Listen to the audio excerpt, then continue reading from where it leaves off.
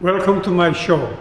This is a great pleasure for me to introduce my paintings that I produced in Ethiopia while I was serving at the Mission Hospital, Myeongsang Christian Medical Center, also known as a Korean hospital in Addis Ababa. I worked there from 2013 after my retirement from Little Company Mary Hospital in Evergreen Park in Illinois. And I stayed there for 5 years and then came back to Chicago 2018. The first painting you could see is my self-portrait. And as you can see, I was wearing the lead apron, protective gears for the radiologist, afraid of the radiation exposure as occupational hazard. And we've been using the protective gear for the neck and also the mask.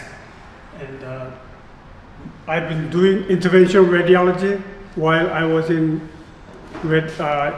Ethiopia, although my practice was limited in radiology and nuclear medicine while I was in Chicago area. But I've been helping interventional radiology in Ethiopia.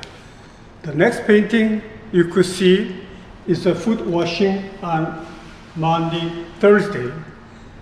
I had the opportunity and privilege to preach and share the witness at the hospital morning devotion time at 7:30 before beginning the regular work at 8 o'clock.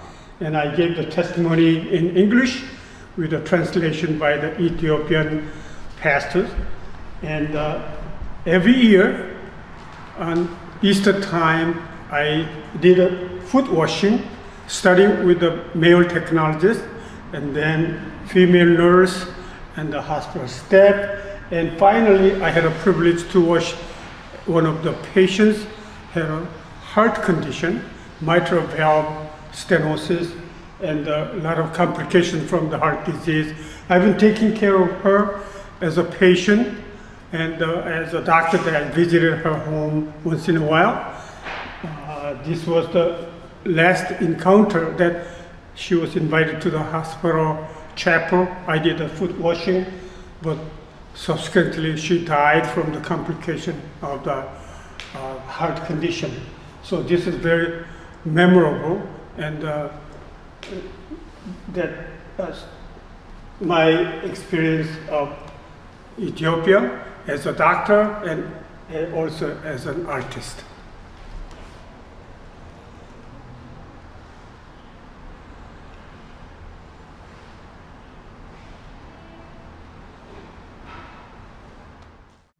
When I was 4 years old, in 1950, North Korean Communist Army invaded South Korea, and United Nations dispatched armies from 16 countries, and Ethiopia was one of the 16 countries dispatched the troops, only one country from Africa. And at that time, Korea was a very poor country, and Ethiopia was well off, better than Korea. And after the war, they returned to their homeland, and during the war, they ended up with about 200 soldiers killed in action and more than 800 wounded. And the Korean church, Myeongsang Presbyterian Church located in Seoul, dedicated and developed a hospital in Addis Ababa, and we opened the door in 2004. And we treated the Korean war veterans free for medical care, and their spouses half of the discount. And also 2012, we opened the medical college, and the Korean veterans' grandchildren were accepted with a special consideration with scholarship. In 2018, before I came back to Chicago, the first batch of the medical graduates became medical doctors in Ethiopia. We have medical wings and hospital admission rooms and all the outpatients are waiting in the waiting room area. And it's a beautiful complex, and we try to provide the best care. And our hospital was recognized the best hospital in Ethiopia 2019. And the Army veterans came to our hospital for the medical care, and they all knew that I was there. They came to my office in radiology. We had a cup of coffee and chat, and I had an opportunity to draw their portraits, and then took some pictures, and later on transferred that into canvas as a pictures you can see. And this is an interventional room where we did biopsy of the lesions or drainage of the fluid and abscess, and also we performed a very sophisticated procedure for embolizing the tumor. So we treat the cancer without opening the patient's body. And I had an opportunity to to give the training of 5 Ethiopian radiologists for 2-year program. And when I was leaving in 2018, 5 of Ethiopian radiologists became the specialists in Ethiopia, the first time ever in their history be the first interventional radiologist in Ethiopia. And after I left, now they are training the second batch of the trainees, so they are doing all kind of procedures in radiology department there. This is the morning scene outside of the hospital. The workers are sweeping the road and collected all the garbages, and the sun is coming as a dawn. And in 2015, we opened the new wing, Grace Wing, 4 stories, a new complex equipped with all the sophisticated equipment such as new CT scanner, MRI, and the state-of-art dental equipment, the best in the country. The opening day dedication ceremony, Korean War veterans of Ethiopian soldiers came to pay the visit. In 1887, Jerusalem was fallen into the hands of the Muslim, and the Ethiopian Christians lost the place to pilgrimage to visit Israel and Jerusalem. At that time, King Lalibela decided to build stone church in the deeper mountainside, far, far away from the nearest village. And then they carved the top of the mountain to make a stone church around this church structure. And then they had a tunnel underneath to reach the bottom of this pit, and then enter this entrance to the church, and then you go inside. All of it was carved inside of the structure, and it is a beautiful, beautiful historic site.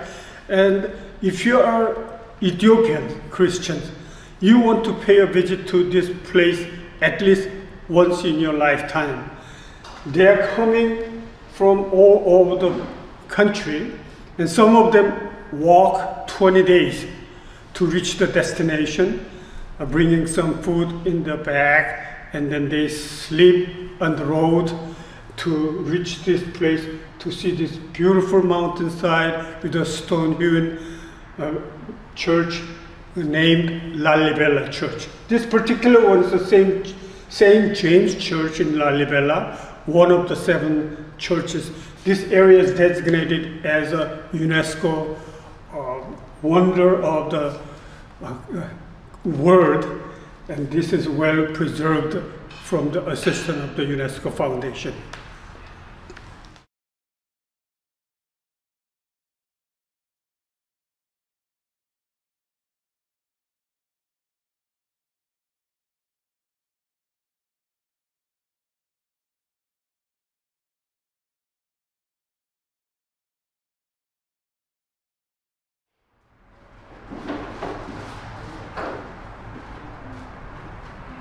As you see from the previous painting, Ethiopia is an agricultural country.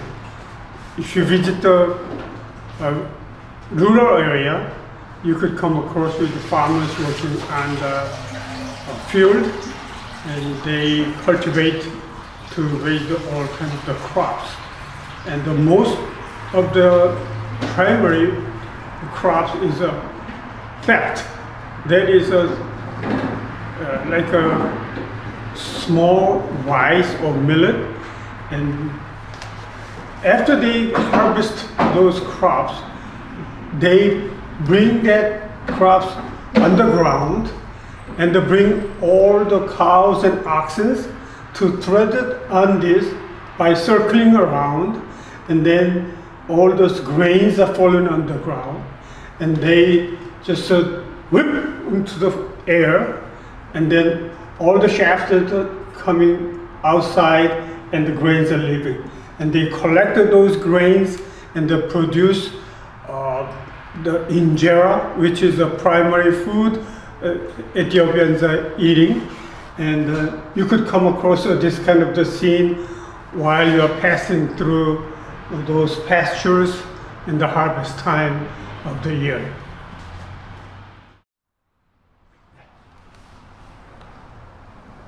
This is a painting of Lieutenant Yerma.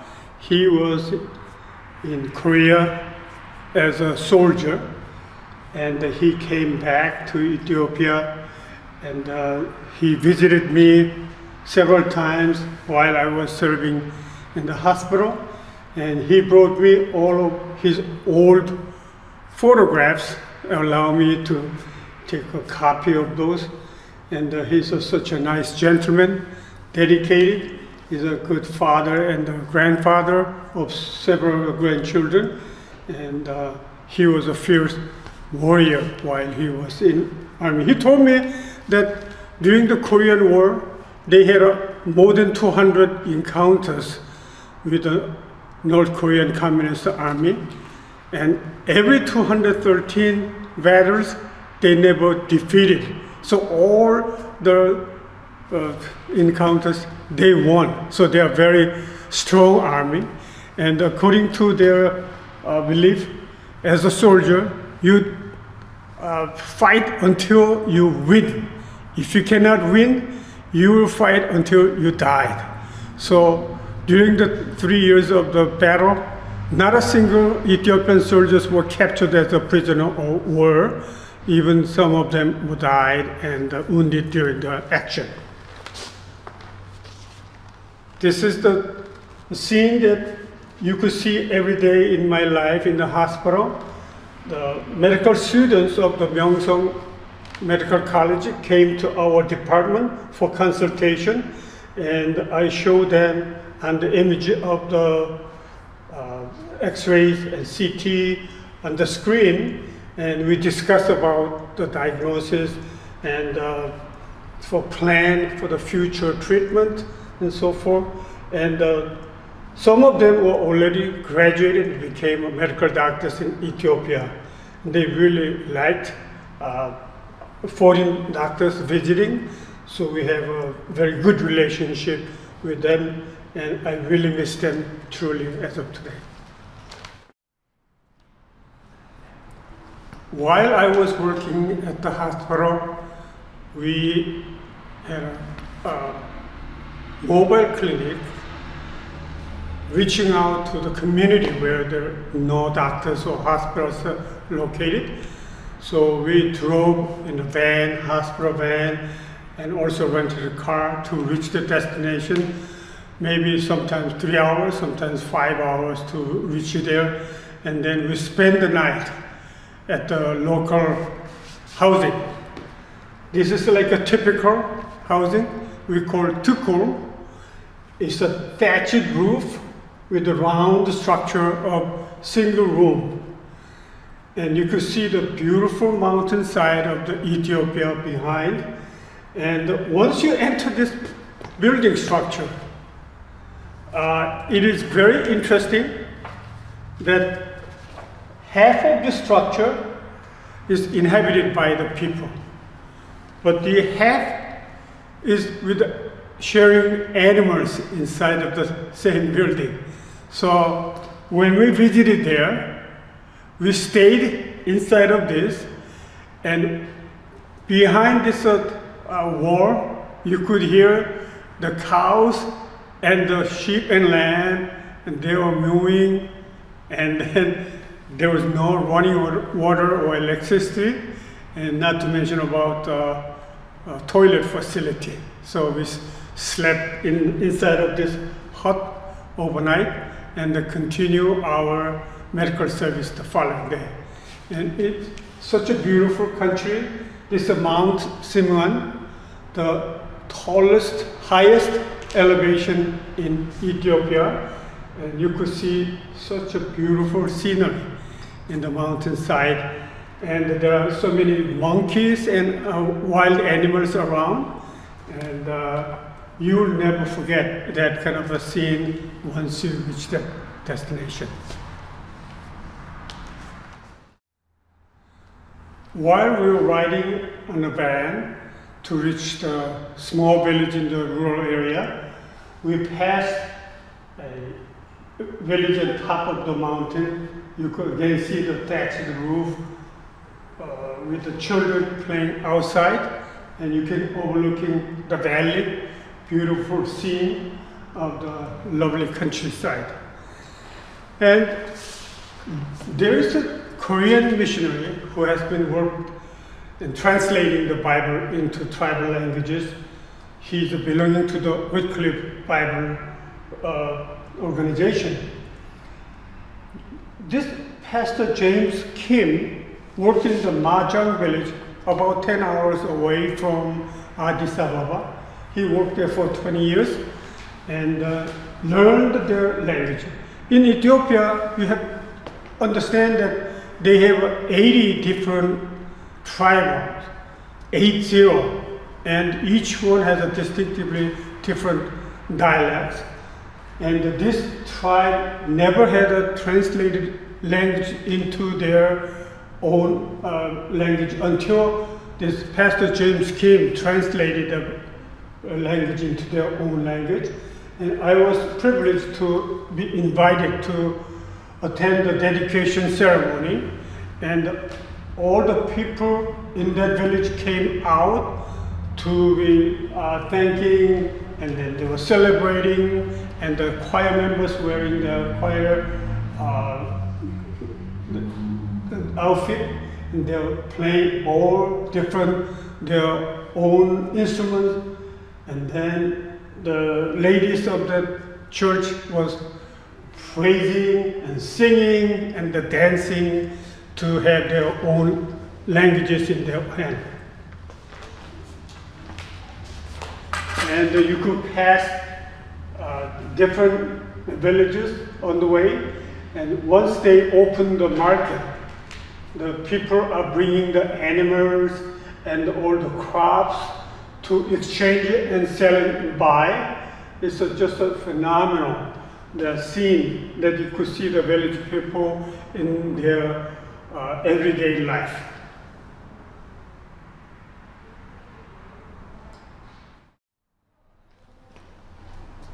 In 1953, when the Korean War ended, soldiers returned to Addis Ababa to find out they did not have their own house or homes.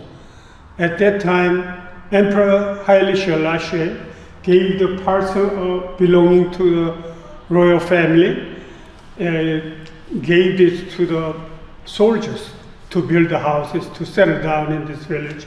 And they built the modest homes scattered throughout this valley.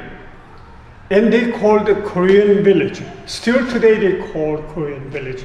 Although most of the 8,000 soldiers died because of the age, and only 120 remaining soldiers are scattered in the whole country, not necessarily living in this area. So now the new families settled in this area. However, they all call this one as a Korean village, and the many Korean organizations, including KOICA, donated the money and the material to build a school in their community. And many of the young volunteer teachers coming from Korea, teaching music, art, and the physical education, including like taekwondo. And they are very friendly people. And I visit this area to see this beautiful scenery from the opposite side of the valley, and you're overlooking this beautiful, beautiful sight. I decided to paint this one in the 4 separate panels of canvases because I want to bring it to America. So transportation could be an issue if I use a single big canvas. So I deliberately planned in advance to make it 4 separate sections, but each one could be a individual art, but hopefully I want to have this whole piece will be displayed in the nice building with a bigger wall to remember that Korean war veterans, and then beautiful Korean village in Addis near Melninek Hospital. In 4th century, Roman Empress Helena had a dream that she was able to find the cross where Jesus Christ was died on Mount Calvary. So she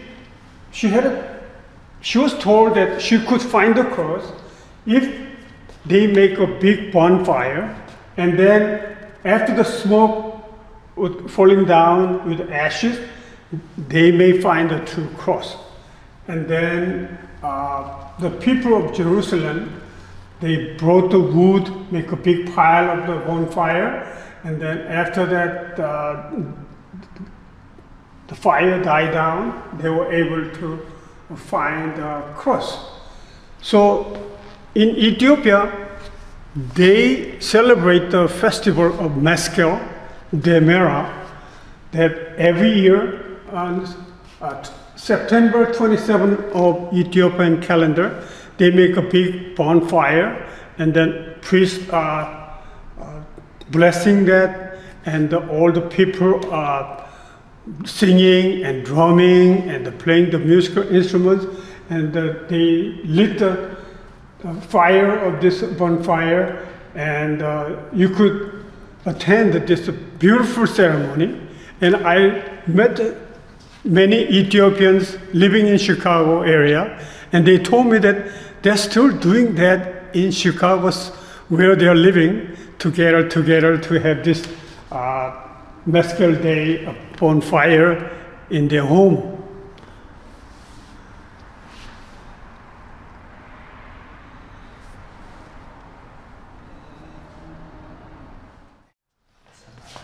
In Ethiopia, they celebrate the Epiphany a little bit different way compared to Western countries.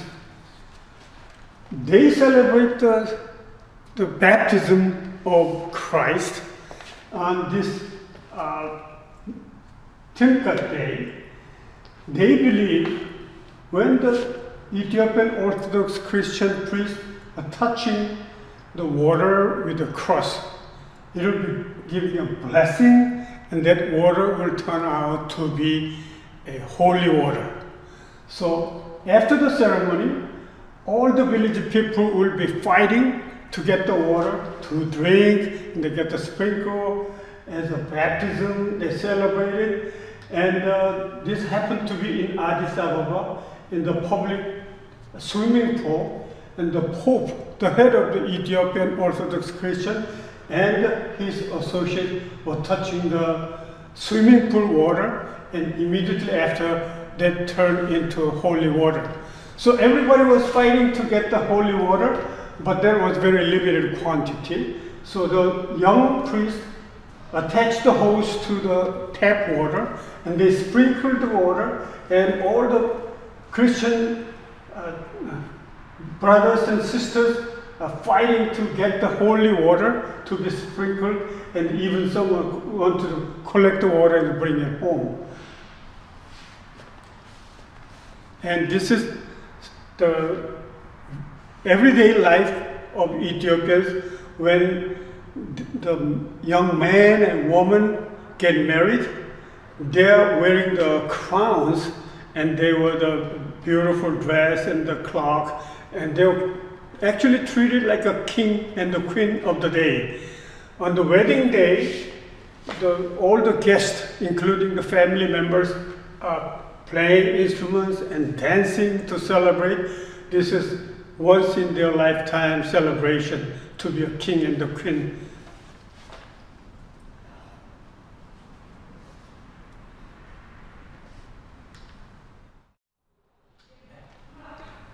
Ethiopian Christians boast that they do have the true Ark of Covenant in their church in Ethiopia.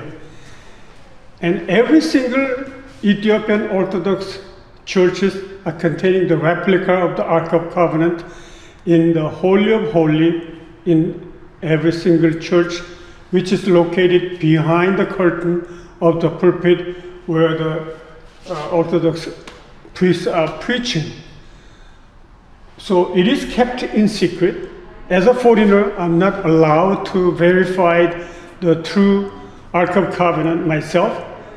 And once in a year, on this Tumkat day, that Ark of Covenant was brought out from the Holy of Holies, and then old priests are carrying on top of their head, and then while the younger associate priests are carrying this parasol to protect the direct sun.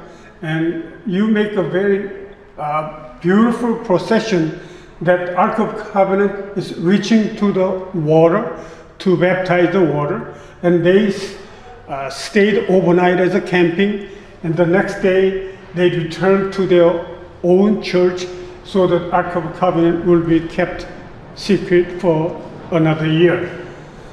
As you can see, while they are making the procession of the parade, the younger people are carrying red carpet to make sure that the priest would not touch the muddy ground with their foot.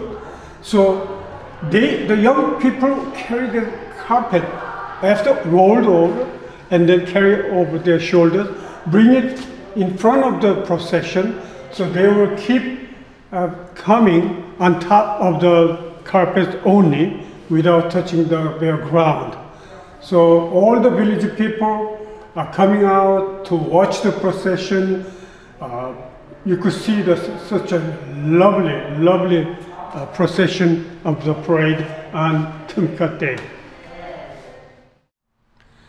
Although I had an opportunity to visit Lalibela more than once, I especially had a privilege to visit there on Christmas Eve. Christmas in Ethiopia, they are observing on different day compared to December 25, compared to the Western Hemisphere. They call Genna. And we were able to reach the destination to meet thousands of the crowd gathering to witness this historic celebration and the festivity. So you could see at the bottom of this church ground, hundreds of the priests were making this beautiful ceremony, and with the musical instruments, drums and the pipes and so forth. And the spectators are leaning at the edge of the cliff, overlooking down this beautiful scene. So that was Christmas Eve, and I was watching them, and they were playing the music in loud, and then the music was subsided and quiet, and then again the music arose and then quiet down. So I asked my Ethiopian friends, what's happening? And he said, Virgin Mary is having a contraction of the labor. So I said, okay, that's great. And then eventually the music was in the highest of pitch, and the drum was continuously drumming and so forth. And then when it reached the climax, it just stopped the drumming, and then quiet. So I asked, what happened? And he said, Jesus was born. And then everybody just applauded, and then they slept under the rock and stayed overnight. The next morning, the sun was rising from the eastern side, and on the dawn, all the people were evacuated from the top of the ring and moved to the other side of the mountain. And the priests were carrying all kind of the crosses and the drums. They made a procession to celebrate the newborn baby Jesus. That was a memorable event that I will never forget in my life. And when I told this to my Ethiopian colleagues in the hospital, they will say they will probably never be able to reach that destination, and they were jealous that I was able to witness that Christmas at Lalibela Church.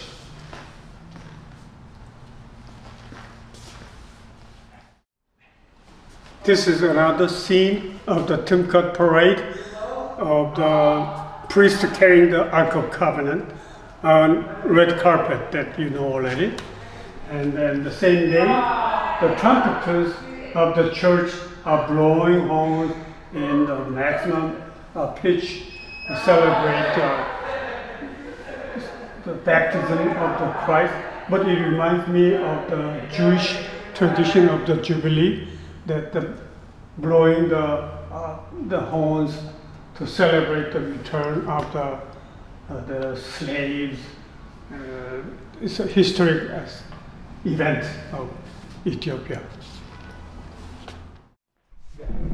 While ordinary people believe coffee is coming from Latin America, Ethiopians have different thought. They say coffee was originally from Ethiopia, and actually it was coming from the village named Kaffa. So coffee is after the village Kaffa, and they have a very interesting story. One of the person who was tending the sheep and the lamb, one day he found out all the herd were tired and exhausted, but suddenly a couple of the sheep ate a piece of the fruits on the bushes. They became so energetic. They were jumping up and down. So this herdman was very curious what kind of the berries that these animals were eating, and he collected those berries home and then ate it, and he felt so rejuvenated and energetic. So they started to grind that after the burned, roasted, and then they made a tea out of it, and that's the original coffee produced in Ethiopia 100 years ago, before Latin America boasted the coffee. And eventually that coffee beans were exported to the other countries, and they became well known, and they exported. And still today, they boast they are the main production country of the coffee in the world. And whenever you go to anybody's home, this is the same patient that I did wash the feet. She's the mother of the patient that I visit there for once in a while. And whenever you see the guest coming to your house, they provided a coffee after grind and then burn it, and then you get the tea out of this, and then you serve. And this is just a very humble family. But if you visit like a restaurant or hotel or business, there is a lady wearing the traditional clothes and serving the coffee, and they call bunna ceremony, coffee ceremony. So once you visit Ethiopian organization, you'll be greeted by this lady providing the coffee. So that's just a humble household. The hostess was treating me coffee, and then you could see beautiful ladies in Ethiopia wearing the traditional clothes. And these three paintings are the only watercolor paintings that I have in this exhibition. The others are all oil painting. Those three series of the paintings are mother and the baby, mother and the child. And I decided to have three different regions of the Ethiopia, mother and the child. The others are portraits of the beautiful woman in different outfit and you could see the beauty of the Africa from these paintings.